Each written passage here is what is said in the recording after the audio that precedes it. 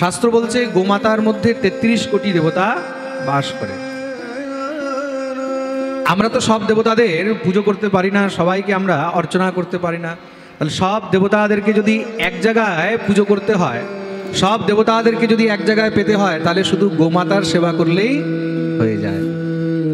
তুমি যদি গোমাতার সেবা করছো, গোমাতাকে যদি তুমি কিছু অর্পণ করছো, গোমাতাকে খাওয়াচ্ছ, তাহলে মনে করবে যে তুমি 33 কোটি দেবতার সেবা করে নিলে। প্রেম সে বলো রাধে রাধে। গোমাতার যে মূত্র, যেটাকে গোমূত্র বলা হয়, খুব মন দিয়ে শুনবে, সেই গোমূত্রের মধ্যে কিন্তু গঙ্গার বাস রয়েছে। তার জন্য গৃহের মধ্যে গোমূত্র ছিটিয়ে দিলেও গৃহ পবিত্র হয়ে যায়। যদি কদাচিৎ কোথাও গঙ্গার জল না পাওয়া যায়, সেখানে গোমূত্র ছিটিয়ে দিলেও সেটা গঙ্গারই সমান। আর যেটা গোবর বলা হয়েছে, গোময় বা গোবর, সেই গোবরের মধ্যে সাক্ষাৎ লক্ষ্মীর বাস হয়। তার জন্য গৃহের মধ্যে গোবর দিয়ে লেপন করা উচিত। তাহলে কি হয়? দরিদ্রতা, অলক্ষ্মী এগুলো বেরিয়ে যায়। প্রেম সে বলো রাধে রাধে। আপনি কোনো যাত্রায় বেরিয়েছেন, কোনো কাজে বেরিয়েছেন, সেখানে বেরিয়ে যদি গোমাতার দর্শন হয়, তাহলে মনে করবেন যে যাত্রা অনেক সফল হলো। খুব মন দিয়ে শুনবেন, এগুলো কিন্তু কিছু টোটকা বলা হয়। এগুলো আপনি যাত্রায় যাচ্ছেন, যার সময় রাস্তায় যদি গোমাতার দর্শন হয় বা গোবংশ দর্শন হয়, গোবংশ বলতে গরু হোক চাহে ষাঁড় হোক, যে কোনো একটা দর্শন করলেই কিন্তু সেটাকে মঙ্গল বলা হয়েছে। আর শুধু তাই নয়, যাত্রার সময় যদি রাস্তায় নকুল দর্শন হয়, নকুল মানে যেটাকে নেউলা বলা হয়, নকুল মানে नेवला। नेवला के बांग्ला की बोले? बेजी। बेजी, हाँ, थोड़ा बहुत बांग्ला का प्रॉब्लम हो जाता है कभी कभी। प्रेम से बोलो राधे राधे। की बोले? बेजी, सांप और बेजी। हाँ, তা সেই বেজির দর্শন সংস্কৃতে তো বেজিকে বলে নকুল। তা নকুল দর্শন সেটাও কিন্তু অনেক শুভ হয়, মঙ্গল হয়। যাত্রার মধ্যে আপনি কোথাও যাচ্ছেন, হঠাৎ করে যদি রাস্তায় নকুল দর্শন হয়, বেজি দর্শন হয়, সেটাও খুব মঙ্গল বলা হয়। যেখানেই জায়গা পাবে সেখানে গোমাতার সেবায় কখনো পিছনে সরবে না, এগিয়ে চলে আসবে। আমাকে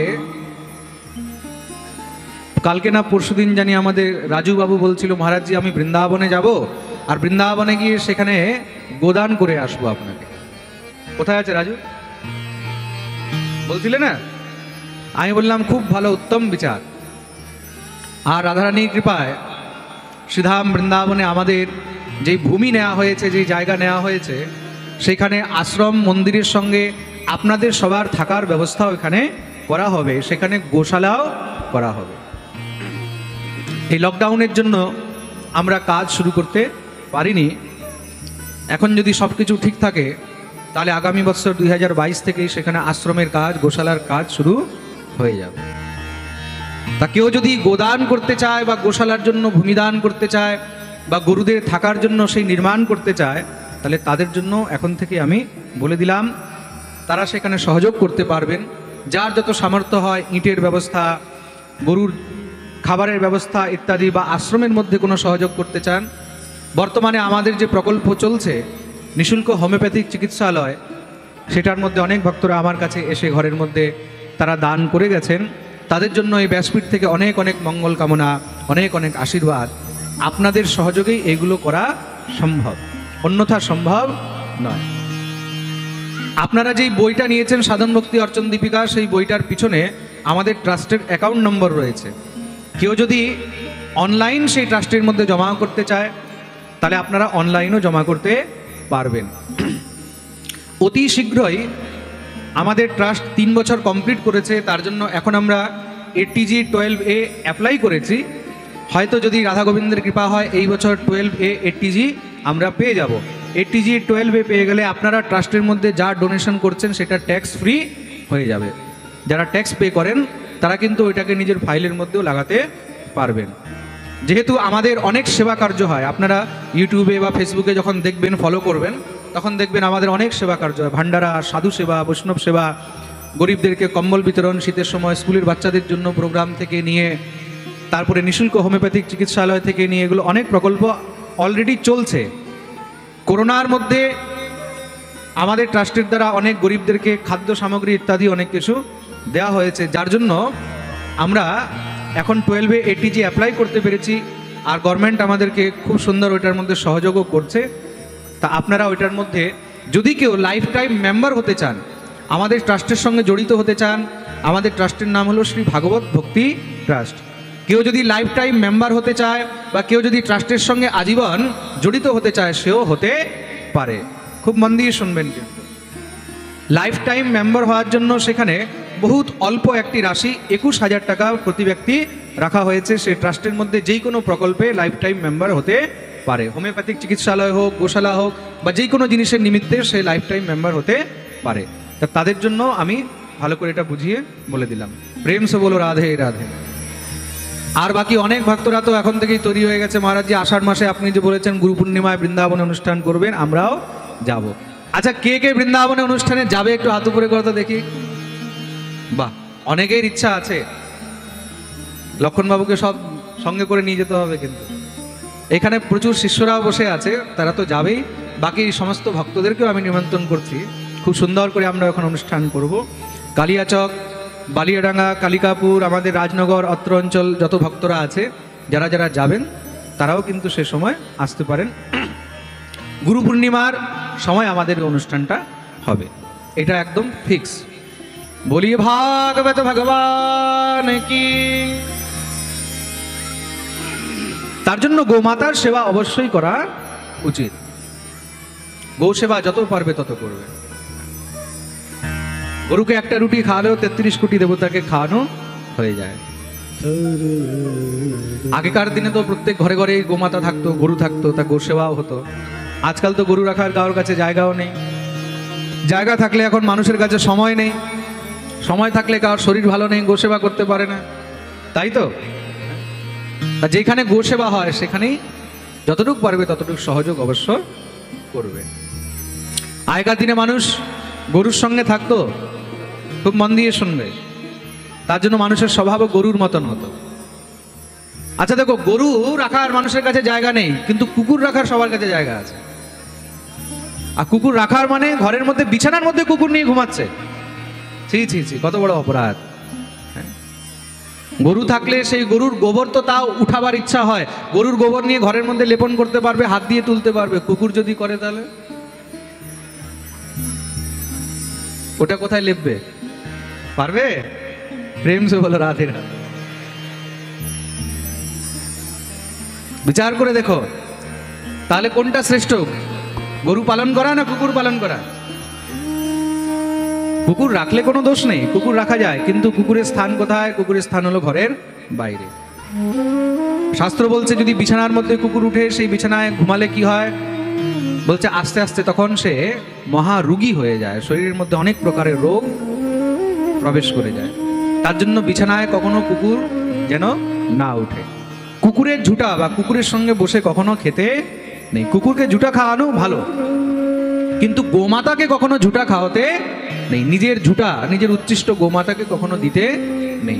কুকুরকে দেওয়া যায়, কুকুর পোষা কিন্তু খারাপ নয়, কুকুর পুষতে পারো, কিন্তু তার জায়গা কোথায়? ঘরের বাইরে। ঘরের ভিতরে রান্নাঘরে কুকুর ঢুকছে, ঠাকুর ঘরে কুকুর ঢুকে যাচ্ছে, বিছানার মধ্যে কুকুর উঠে যাচ্ছে, কুকুরকে জড়িয়ে ধরে ঘুমাচ্ছে অনেকে। এটাতে কিন্তু তার ফল তাকে ভোগ করতেই হবে। খুব মন দিয়ে গৃহের মধ্যে যখন আমরা রান্না করি, রান্নার মধ্যে প্রথম গ্রাস গরুর জন্য বের করে রাখা উচিত। তার জন্য সেটাকে বলা হয় গো গ্রাস। কি বলা হয়? জোরে বলো। গো গ্রাস। যদি রুটি বানাচ্ছ, প্রথম রুটি গরুর জন্য। অন্ন বানালে তার মধ্যে প্রথম হাতা বের করে গরুর জন্য বার করা উচিত, গো গ্রাস। যদি আশেপাশে গরু না থাকে তখন তার বিনিময়ে কোনো গোশালায় সেখানে মূল্য দিয়ে দেওয়া উচিত, বা সেখানে ঘাসের টাকা দিয়ে দেওয়া উচিত। গোগ্রাস প্রথমে দেওয়া উচিত। আর রান্নার মধ্যে সব থেকে শেষে যেটা বেঁচে যায়, এটা উচ্ছিষ্ট বা রান্নার খাওয়া দাওয়ার পরে একদম শেষে বেঁচে গেছে, সেটা হলো কুকুরের জন্য। সেটা কার জন্য? কুকুরের জন্য। প্রেম সে বলো রাধে রাধে। মানুষ আগে গো সেবা করতো, গরুর কাছে থাকতো, গরুর সঙ্গে থাকতো, তার জন্য স্বভাবও গরুর মতন হতো। আজকাল কুকুরের সঙ্গে থাকে, তার জন্য স্বভাবও। প্রেম সে বলো রাধে রাধে। जैसा रंग वैसा संग, হ্যাঁ, যেরকম সঙ্গ তেমন রঙ্গ। তার জন্য নিজের সঙ্গটা ভালো করতে হবে। বলিয়ে গৌ মাতা কি জয়। যেরকম গোমাতার সেবা করা মহাপুণ্যের কাজ, তদ্রূপ এই সংসারে যেখানে গোহত্যা হয় সেখানে কিন্তু মহামারী, অকাল, দুর্ভিক্ষ ইত্যাদি সবসময় হতে থাকে। তার জন্য নিজের চোখের সামনে যদি কোথাও গোহত্যা দেখে কেউ যদি চুপ থাকে, মনে রাখবে তাকেও কিন্তু নরকে যেতে হবে। তা কোথাও যদি গোহত্যা হয় সেখানে যে গোহত্যা করেছে তার গলা কেটে ফেললেও কোনো দোষ হয় না। হিন্দু ধর্ম, সনাতন ধর্ম অবলম্বী জীব যদি গোমাতা রক্ষা না করতে পারলো, নিজের দেবতা রক্ষা না করতে পারলো, নিজের মন্দির, নিজের ইষ্টের রক্ষা না করতে পারলো, তাহলে সে মানুষ নয়, তার রক্ত জল হয়ে গেছে মনে করবে। গোমাতা রক্ষার উত্তর দায়িত্ব হলো শুধু আমাদের। যদি আমরা গোমাতার রক্ষা না করতে পারি তাহলে আমাদের জীবিত থাকারও কোনো অধিকার নেই। খুব মন দিয়ে শুনবে, কোনো গোহত্যারা, যারা গোহত্যা করছে, যারা গরুকে মেরে ফেলছে, এমন দুষ্টদেরকে যদি গলাও কেটে দেওয়া যায় তাহলেও কোনো অপরাধ হয় না। বলিয়ে গৌ মাতা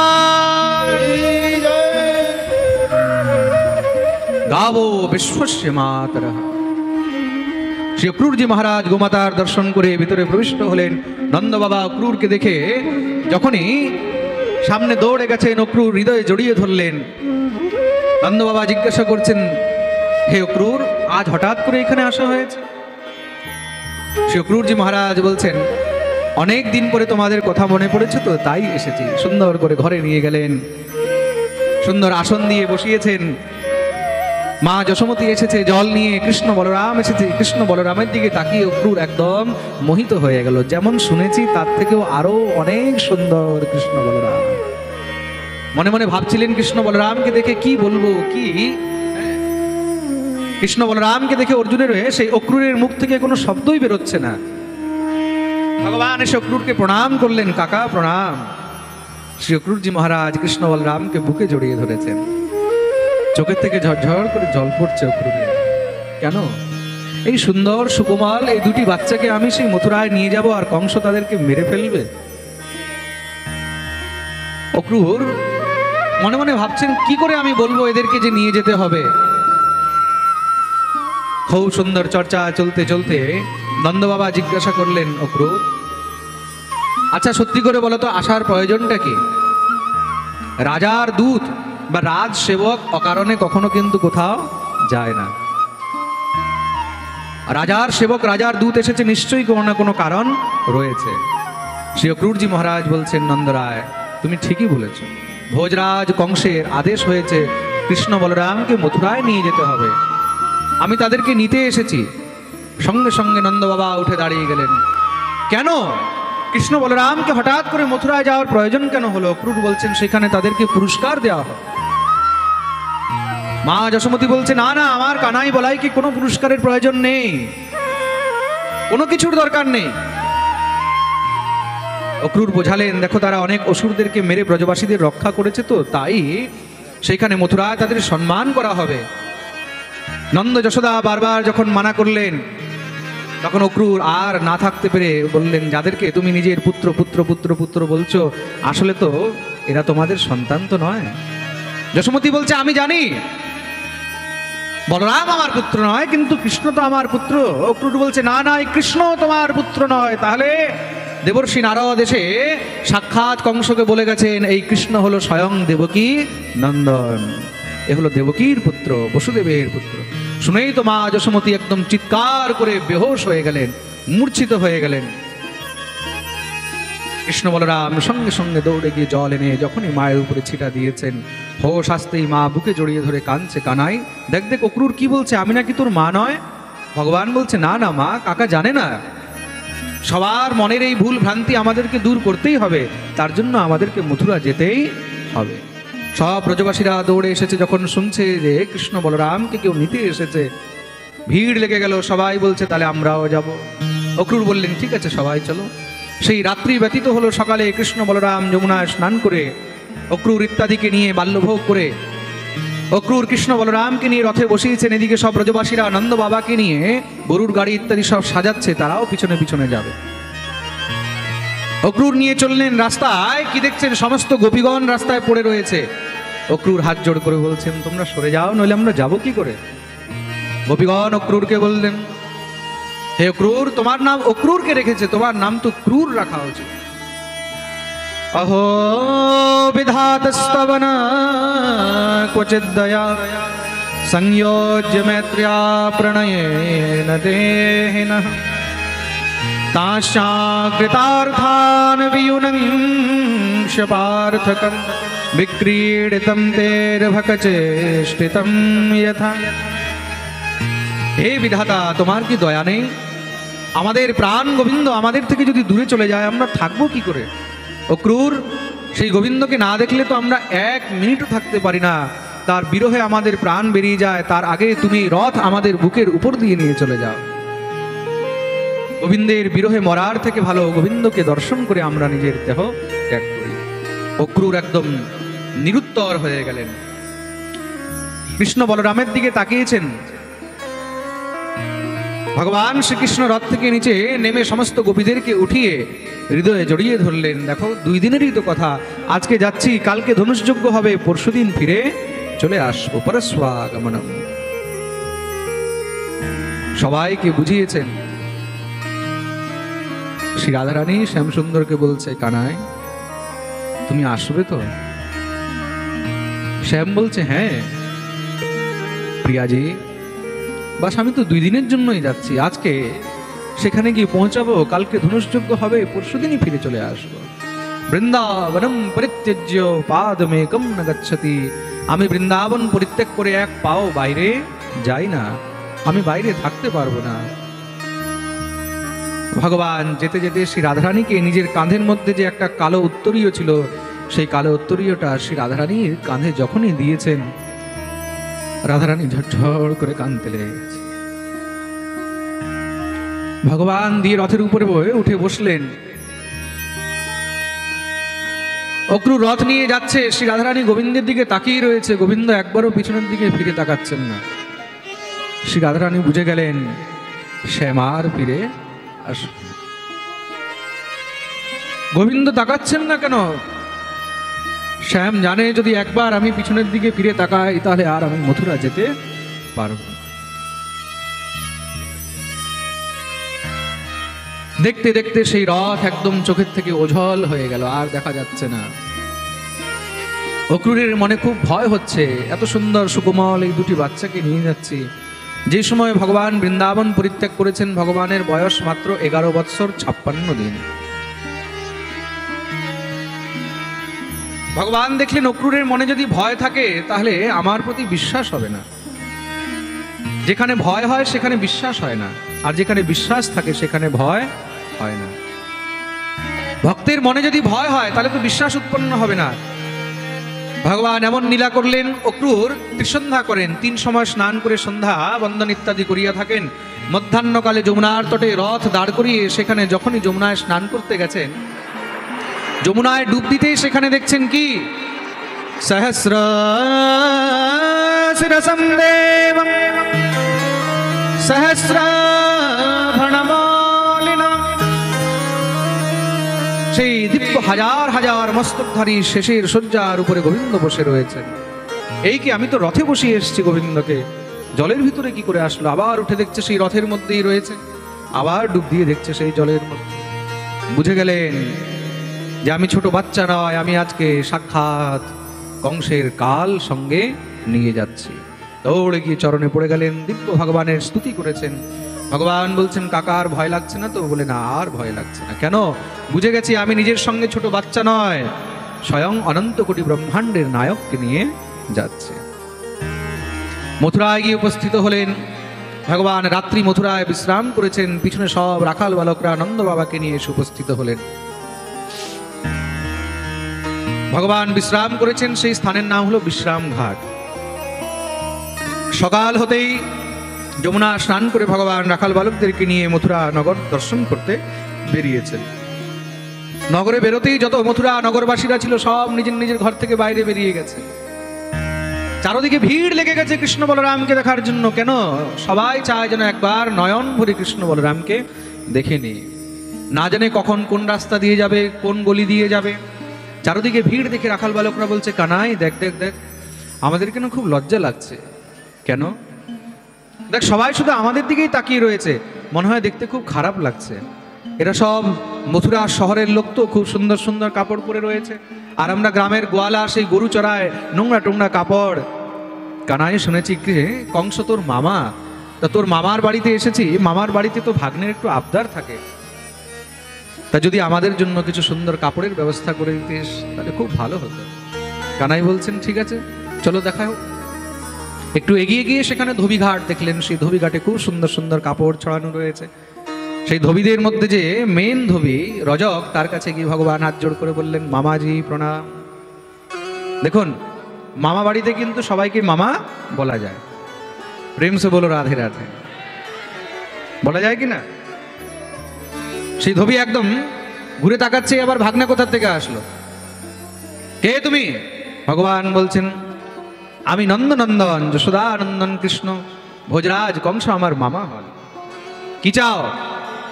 বলে তোমার কাছে খুব সুন্দর সুন্দর বস্ত্র আছে, তার মধ্যে থেকে কিছু বস্ত্র কি আমাদেরকে দিতে পারো? আমরা ধনুষযজ্ঞ দর্শন করে তোমাকে এই বস্ত্র ফিরিয়ে দিয়ে চলে যাব। সয়াচিত ভগবতা পরিপূর্ণেন সর্বতঃ। আজকে প্রথমবার ভগবান কিন্তু চেয়েছেন কৃষ্ণ অবতারে, ভগবান আজ পর্যন্ত কিছু চায়নি, যা দরকার হয়েছে গিয়ে নিয়ে নিয়েছেন। সয়াচিত ভগবতা, ভগবান এখানে দেখিয়ে দিলেন যে বিদেশে গেলে সবসময় নত হয়ে থাকতে হয়। প্রেম সে বলো রাধে রাধে। ভগবান যাচনা করেছেন যে কিছু বস্ত্র দেবে। ধোবি তখন রেগে গেছে, পালাও এখান থেকে, তোমাদের এত দুঃসাহস, জানো আমি রাজ পরিবারের ধোবি, এই বস্ত্র তোমাদের জন্য?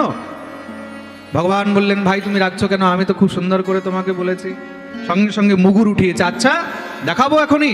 মুগুর উঠাতেই সব রাখাল বালকরা বলল, কানাই তোর মামার চাকর তোকে মুগুর দেখিয়ে দিল আর তুই চুপচাপ শুনে নিলি? কানাই বলছে তাহলে কি করব? বলে দেখিয়ে দে বৃন্দাবনের হাত।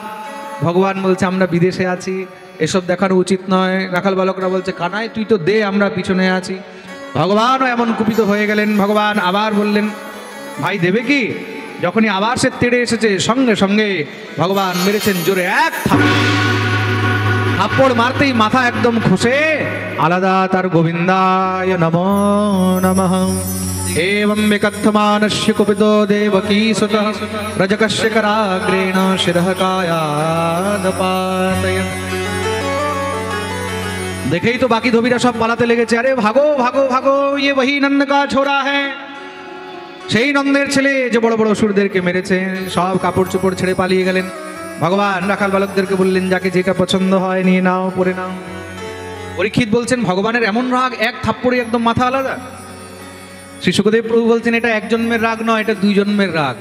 পূর্বজন্মে এ সেই ধোবি ছিল যে মা জগজ্জননী শ্রী সীতার নিন্দা করেছিল। সীতার নিন্দা করেছিল না ধোবি। ভগবান তখন মর্যাদা পুরুষোত্তম ছিলেন তো কিছু বলেননি। এইবার ভগবান মর্যাদায় বেঁধে নেই, ভগবান এবার যা চায় তা করতে পারেন। তাই ভগবান এক থাপ্পড়েই মাথা একদম উড়িয়ে দিলেন। ভগবান এই সংসারে কখনো কারোর ঋণ বাকি রাখেন না। তুমি যদি ভগবানকে গালি দাও তাহলে খুব ভালো করে তুমি মনে রেখে নিও যে তারও ফল আমাকে ভোগ করতে হবে। প্রেম সে বলো রাধে রাধে। সব রাখাল বালকরা যখনই কাপড়গুলো পড়েছে, সেই সব অসুরদের বড় বড় কাপড়, রাখাল বালকরা পাতলা পাতলা একদম মহারাজ, এক একটা পায়জামার মধ্যে দুইজন করে ঢুকে যাচ্ছে, এক একটা পাঞ্জাবির মধ্যে দুইজন তিনজন করে ঢুকে যাচ্ছে। কানাইকে বলছে, কানাই মনে হয় আগেই ভালো ছিলাম, এই কাপড়গুলো পরে তো হাঁটাও যাবে না, যদি একটু ভালো করে ফিটিং টিটিং হয়ে যেত। ভগবান বলছেন চলো তাহলে দেখি। একটু আগে গিয়ে খুব সুন্দর এক দর্জি দেখলেন, তার উপরে কৃপা করলেন, সেই দর্জি খুব সুন্দর করে কাপড়গুলো সেট করে দিয়ে দিল। রাখাল বালকদের কি আনন্দ। চলতে চলতে বলছে, কানাই সুন্দর কাপড় হলো, ফিটিংও হয়ে গেল, এবার যদি গলায় একটা ভালো মালা হতো তাহলে দেখতে আরো ভালো লাগতো। ভগবান বলছেন ঠিক আছে চলো। একটু এগিয়ে গিয়ে সেখানে দেখলেন সুদামা মালির ঘর। ভগবান তার উপরে কৃপা করলেন। সেই সুদামা মালি খুব সুন্দর মালা নিয়ে সবাইকে পরিয়েছেন। ভগবানকে দেখে সুদামা মালি অভিভূত, হে শ্যাম সুন্দর, তুমি আজকে আমার ঘরেই থাকো, আমার আতিথ্য সৎকার স্বীকার করো। ভগবান বললেন এখন অনেক কাজ বাকি আছে, তোমার কাছে পরে আসবে। সুদামা মালির উপরে কৃপা করে ভগবান সবাইকে নিয়ে চলছেন। সব রাখাল বালকরা বলছে, কানাই কাপড়ও হয়ে গেল, ফিটিংও হয়ে গেল, গলায় মালাও হয়ে গেল, এবার যদি মাথায় একটু চন্দন হতো তাহলে দেখতে আরো ভালো লাগতো। ব্রজবাসীরা কিন্তু তিলক চন্দন ছাড়া চলে না। ভগবান বললেন, আচ্ছা তোমাদের তো দেখছি আস্তে আস্তে ডিমান্ড বেড়েই চলে যাচ্ছে।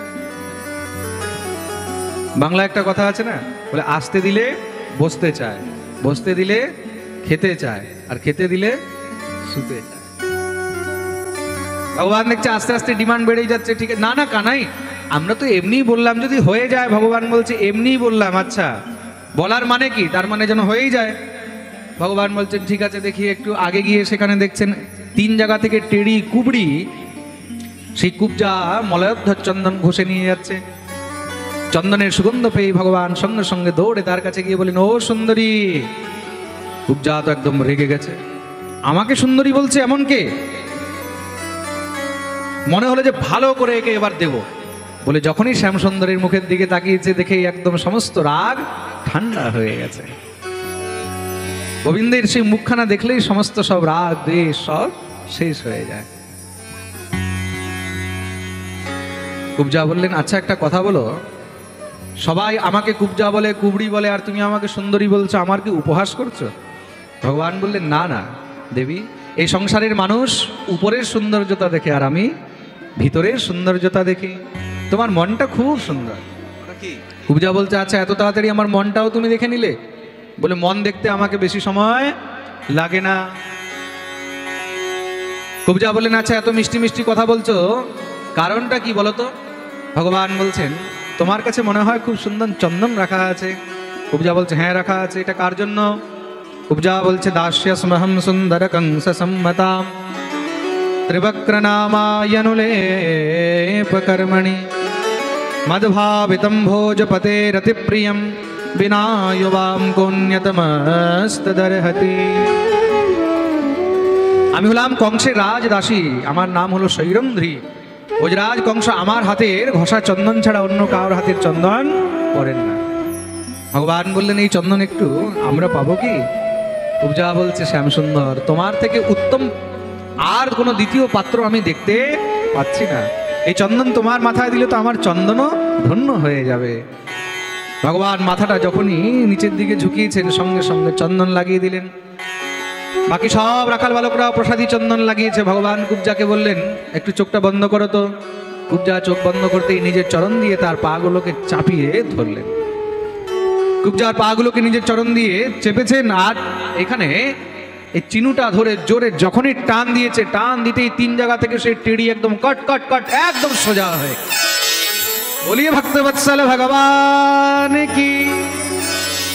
ভগবান যেটা মুখে বলেন সেটা কাজেও করে দেখিয়ে দেয়।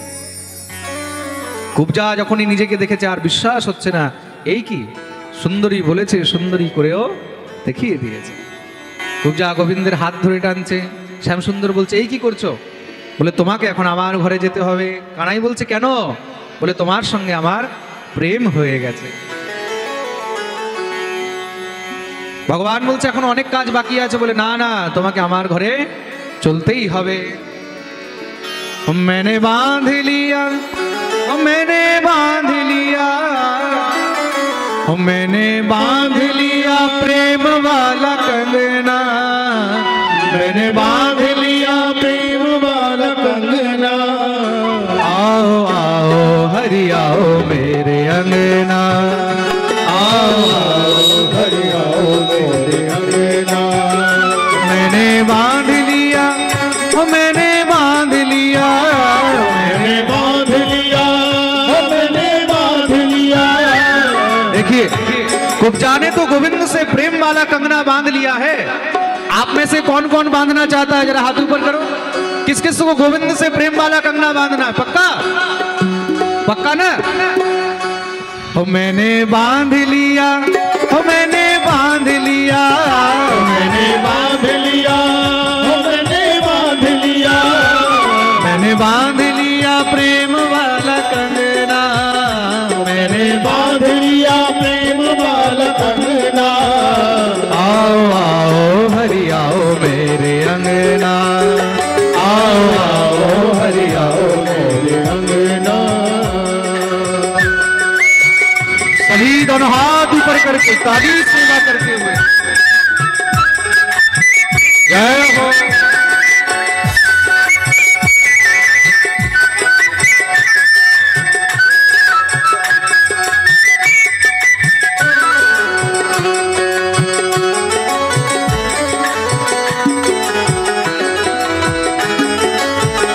हरि बोल।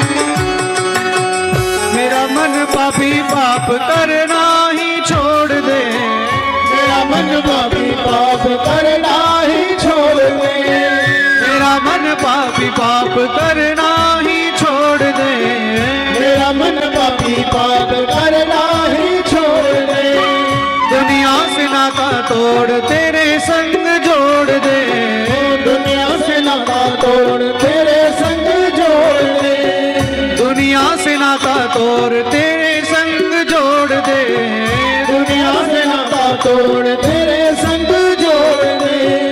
ओ यही मांग मेरी, ओ यही मांग मेरी, यही मांग मेरी, यही मांग मेरी, यही मांग मेरी और कोई मंगना, यही मांग मेरी और कोई मांगना।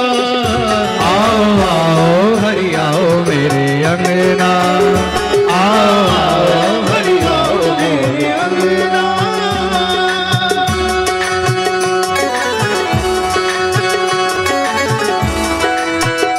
हरि बोल।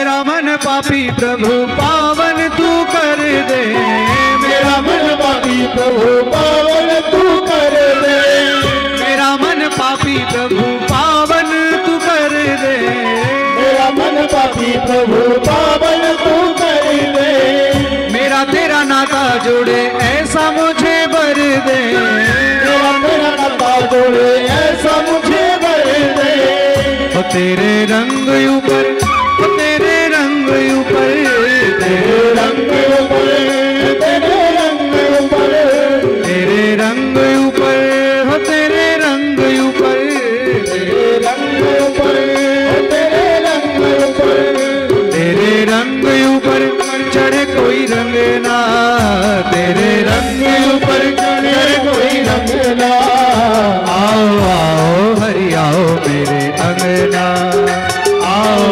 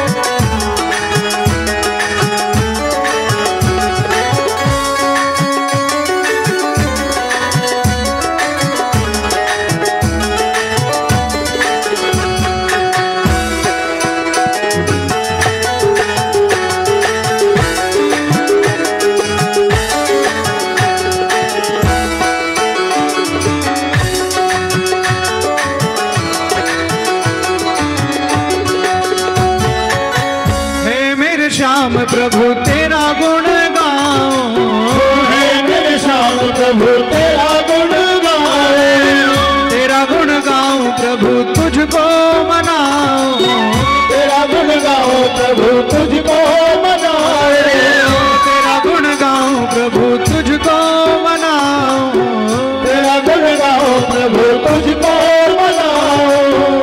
तेरे सेवा प्रभु, तेरे सेवा प्रभु, तेरे सेवा प्रभु, तेरे सेवा प्रभु, तेरे सेवा प्रभु मेरे कोई संग ना, तेरे सेवा प्रभु मेरे कोई शक ना।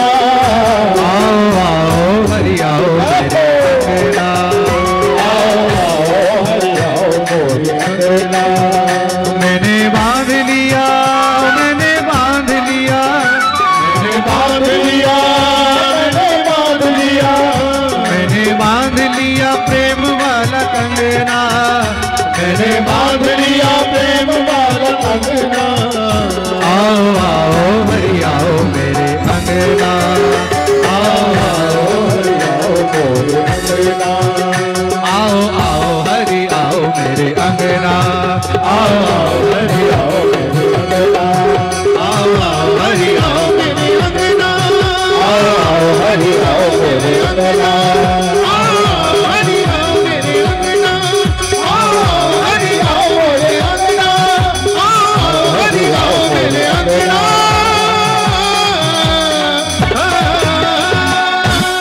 बोलिए भक्त वत्सल भगवान की जय।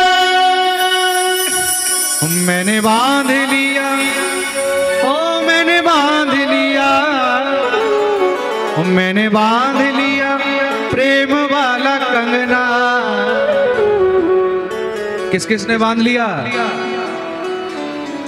बांधा कि नहीं? मैंने बांध लिया प्रेम वाला कंगना। आओ आओ हरि आओ मेरे अंगना। बोलिए श्याम सुंदर भगवान की। जय।